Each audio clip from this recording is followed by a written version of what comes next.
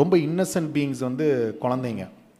தெரியாது எதுவுமே தெரியாது இல்லையா? ஸோ அதனால தான் குழந்தைகள் மேலே நடக்கக்கூடிய அநியாயங்கள் இன்றைக்கு இருக்கக்கூடிய உலகத்தில் ரொம்ப அதிகமாக இருக்குது. இன்றைக்கி பல வகையில் நம்ம பார்க்குறோம், கேள்விப்படுறோம்.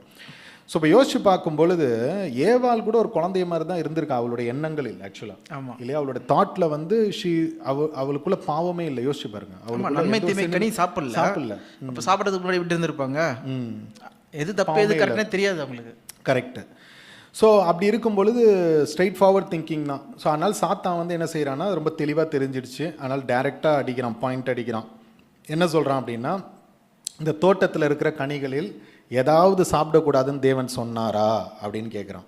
ஓகே, அப்போ அதுக்கு வந்து ஏவாள் என்ன சொல்கிறாங்க அப்படின்னா, ஆமாம் தோட்டத்தில் இருக்கிற எல்லா கனியும் சாப்பிட்லான்னாரு, ஆனால் தோட்டத்தின் மத்தியில் இருக்கிற அந்த நன்மை தீமை அறியத்தக்க கனியை மட்டும் சாப்பிடக்கூடாது.